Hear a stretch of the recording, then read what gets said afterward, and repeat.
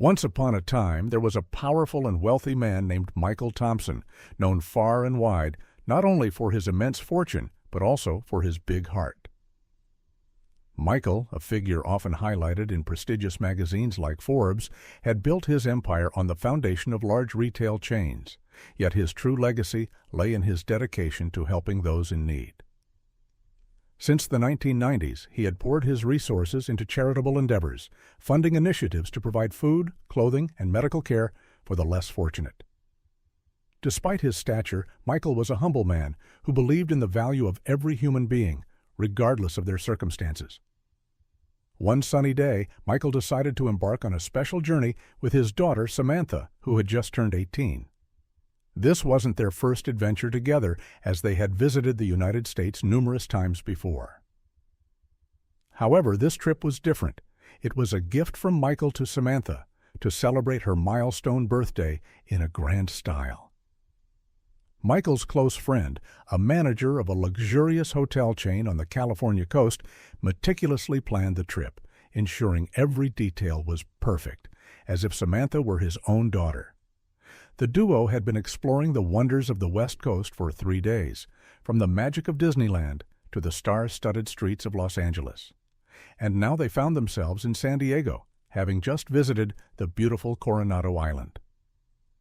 Despite the island's allure, Michael was curious about the less glamorous side of the area, a poor neighborhood home to a large Mexican community. Samantha wasn't thrilled about this detour. After all, this was her birthday celebration, and visiting a poor neighborhood wasn't exactly on her wish list. But she went along with it, out of respect for her father's wishes. As they made their way back to the city, the sun beginning to set on another day of their journey, Michael reached into his pocket, only to realize that his wallet was missing. Panic set in as he frantically searched his pockets, questioned Samantha, and scoured the area. Samantha, frustrated and worried, reminded her father that she had warned him about venturing into the neighborhood. "I told you not to go there, Dad. You've probably been robbed," she exclaimed, her voice tinged with fear and disappointment. But Michael, ever the calm and collected man, tried to reassure her, suggesting that perhaps he had simply misplaced the wallet. As the hours ticked by and they returned to their hotel, the reality began to sink in. The staff on the tourist boat had searched every nook and cranny, but the wallet was nowhere to be found. Anxiety washed over Samantha as she thought about the money and credit cards inside the very cards that were supposed to fund the lavish birthday celebration she had been dreaming of. Her frustration boiled over, and she accused the residents of the neighborhood they had visited. "Dad, can't you see they took advantage of you? You went there with such good intentions, and look what happened. And on my birthday trip, no less. You took me to a ghetto, and now this is our reward." Michael, ever patient and wise, looked at his daughter with love and said, "Samantha, I understand your frustration, but life has its lessons, and this might be one of them. You're growing up, but there's still much for you to learn." Little did Samantha know, this lost wallet would soon lead to a moment that would change her life forever, a moment that would teach her more about generosity, kindness, and the true meaning of wealth than any lavish celebration ever could. "You might think my life has always been smooth sailing, but you'd be mistaken," the philanthropist began, his voice laced with a mix of nostalgia and gravity. He vividly recalled his early days in a poor neighborhood of Atlanta, Georgia, where life was anything but easy.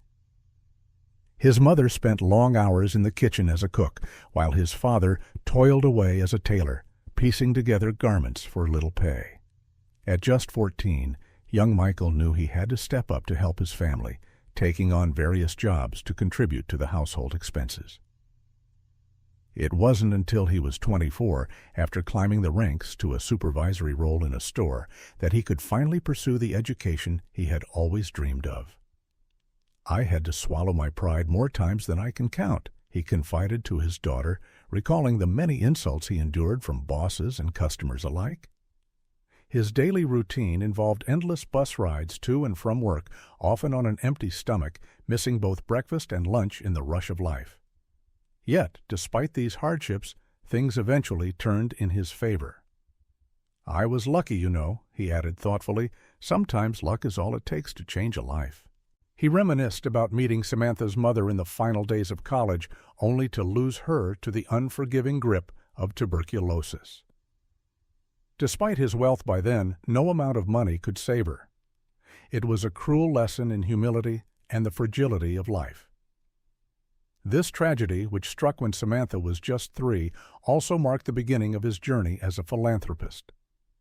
Though their birthday plans had crumbled, at least he and Samantha were safe in the lap of luxury, nestled in a 5-star hotel, a privilege few could afford, he mused.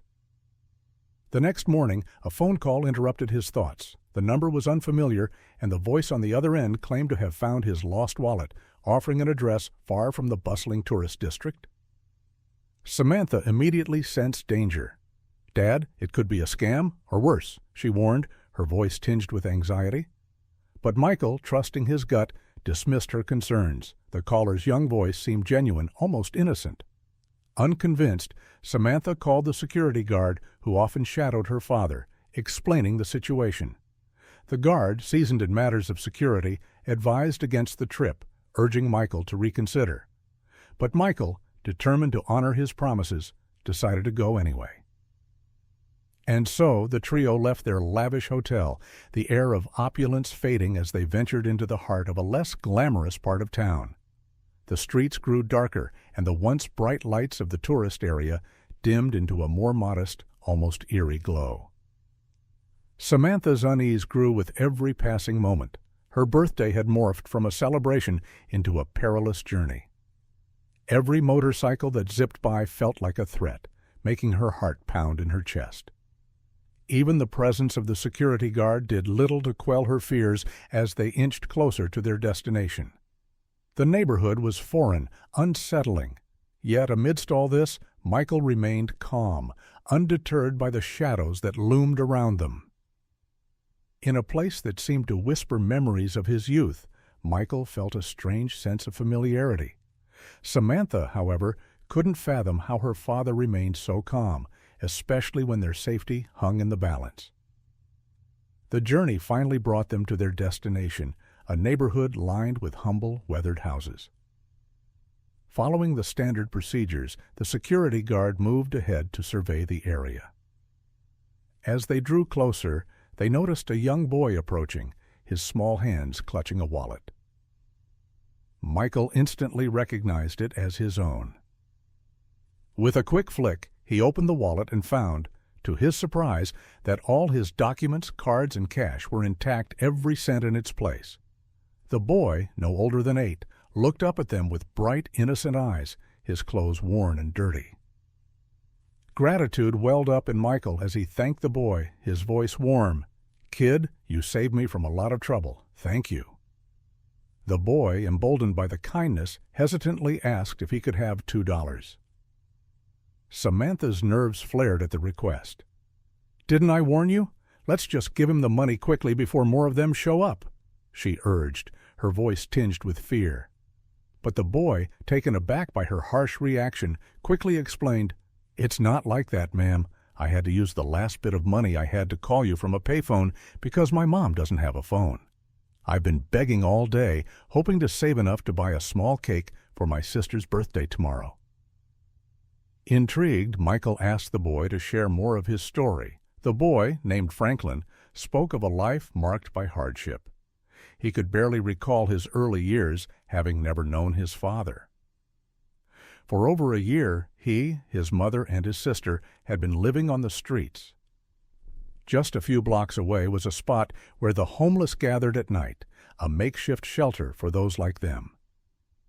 Franklin remembered the fleeting warmth of a home, the only birthday he ever celebrated, when his mother managed to bake a small cake. His mother and little sister were the only ones to sing for him, and that modest celebration became his most cherished memory. Now, even after being evicted, Franklin wanted nothing more than to bring that same joy to his sister. As Franklin's story unfolded, it revealed deeper scars. His mother, Sarah, had battled drug addiction for as long as Franklin could remember. dragging the family through a cycle of despair. Her addiction had taken hold when Franklin was just a baby, growing worse with each passing year. Sarah would often vanish for days, leaving Franklin to care for his younger sister, Esmeralda. They scavenged for food in dumpsters and depended on the kindness of strangers for their survival. Franklin vividly remembered nights spent in shelters where he would clutch Esmeralda tightly, whispering promises that someday things would get better. One especially brutal winter, Sarah had disappeared for nearly 2 weeks, leaving Franklin to bear the cold and hunger alone with his sister. Franklin found himself carrying the weight of the world on his tiny shoulders. Just a boy of 6, he was thrust into the role of caretaker for his little sister, Esmeralda, the two of them huddled together in the corners of a crumbling building, trying to ward off the biting cold with nothing more than tattered blankets. Life had forced Franklin to grow up far too quickly. The streets of Atlanta became his teacher. He learned where the safest places to beg were, when to visit the soup kitchens, and how to navigate the shadows that threatened to swallow them whole. But the hardships of the streets weren't the only battles Franklin fought. His mother, Sarah, was often a ghost of herself, her mind lost in a haze, leaving Franklin to protect Esmeralda from the darkness that followed. There were moments that still haunted him, like the time a dangerous man tried to hurt Esmeralda. Franklin, with the heart of a lion despite his small frame, fought him off, shielding his sister from the terror that lurked just beyond their door. Yet, in the midst of all this turmoil, Franklin never lost sight of the love he had for his mother. He clung to the fleeting memories of her, sober and smiling, whispering words of love to him and Esmeralda. These precious moments were like tiny rays of sunshine breaking through storm clouds, fueling his hope for a better future, a future where his mother would find her way back to them, clean and whole, and they could live like a family again. When Samantha first met Franklin, she was wary, her heart hardened by the harshness of the world. But as Franklin's story unfolded, her defenses crumbled and tears welled up in her eyes. She felt a deep pang of guilt for having judged him so quickly. The fact that Esmeralda shared the same birthday as her struck a chord deep within her. In a spontaneous gesture of kindness, Samantha handed Franklin a card from the lavish hotel where she was staying and urged him to bring his mother and sister the next day. Without hesitation, she asked her father for permission and pulled $300 from his wallet, pressing it into Franklin's hands. "Use this to buy clothes for your family," she urged. "You'll need them to get past the hotel lobby." Overwhelmed with gratitude, Franklin thanked her as they parted ways. On the ride back, Samantha's father, Michael, suggested they stop at the restaurant he had reserved for lunch, but Samantha had other plans. "What we would spend there could feed Franklin's family for a month," she said, her voice firm yet compassionate. "Let's go back to the hotel and order a pizza instead. We can use the time to plan for tomorrow." Michael agreed, his heart swelling with pride as he realized his years of philanthropic work had finally influenced his daughter. The next morning, Franklin, Esmeralda, and their mother Sarah ventured into a clothing store, leaving with brand-new outfits and spirits lifted. Samantha's generosity had done more than just provide them with clothes, it had also allowed them to buy food and share with others who were struggling like they were. Michael arranged for a driver to bring them to the Grand Hotel. As they stepped out of the car, awe and shyness filled their hearts. The hotel was everything Sarah had ever dreamed of, and now, standing in its opulent lobby, she found herself unsure of how to act. The receptionist welcomed them warmly, guiding them to a garden filled with lush green lawns and a table adorned with flowers and vibrant decorations. Esmeralda gazed around in wonder, declaring it the most beautiful place she had ever seen. For the first time in a long while, Franklin felt a glimmer of hope, a belief that perhaps, just perhaps, a brighter future was within their reach. Esmeralda's eyes lit up with pure joy as she gazed around the vibrant garden, and just then Samantha appeared, smiling warmly. "It's all for you, Esmeralda," she said, her voice filled with kindness. The little girl's happiness was contagious, her laughter echoing through the garden. Michael had arranged a special surprise with the help of his friend who managed the hotel. He had invited all the families staying at the hotel with children to join the celebration. Soon the garden was filled with the sound of laughter as children ran and played with Franklin and Esmeralda. Even Samantha, usually reserved, found herself as carefree as the children, her heart swelling with a newfound understanding. For the first time she truly grasped the joy her father felt in helping others. Franklin and Esmeralda had their first taste of chocolate truffles that day, and their faces were soon smeared with chocolate from the enormous cake. Sarah, watching her children experience such simple pleasures, felt her emotions rise. Tears welled in her eyes, and when Samantha hugged her, she could barely hold them back. It was a touching moment, especially for Samantha, who was celebrating her first day as an 18-year-old in such a meaningful way. Michael, observing the scene, knew that a birthday party alone wouldn't be enough to change this family's circumstances. He took Sarah aside and introduced her to his friend, the hotel manager. The manager greeted Sarah warmly and expressed his admiration for Franklin's honesty. He recounted how impressed he had been when Franklin returned a wallet that Michael had lost, untouched, despite the hardships his family was enduring. Such integrity, the manager said, is a testament to a good upbringing. Congratulations, Mrs. Sarah, he continued, explaining that the hotel had recently uncovered a theft scheme among the cleaning staff. The dishonest employees had been dismissed, leaving a need for trustworthy people to fill the void. Mrs. Sarah, he said, your son's honesty has changed the destiny of your entire family. I'd like to offer you the position of head housekeeper. What do you think? Sarah was overwhelmed, her mind reeling from the unexpected turn of events. Never in her wildest dreams had she imagined stepping into such a prestigious hotel, let alone being offered a job there. She hesitated, expressing her doubts about her ability to handle the responsibility. The manager, sensing her hesitation, reassured her with a kind smile. Don't worry, he said. The most important qualities are character and integrity, and you have those in abundance. And so, the following week marked the beginning of a new chapter in their lives. Franklin and Esmeralda, dressed in new clothes and carrying fresh school supplies, boarded the bus to school, their future suddenly much brighter. Sarah, feeling like the luckiest woman in the world, took the bus to the city shoreline where the Grand Hotel awaited her. She entered the hotel with a mix of excitement and nerves, ready to start her training for the new job that promised to change everything. As Michael and Samantha resumed their journey, the trip seemed different somehow.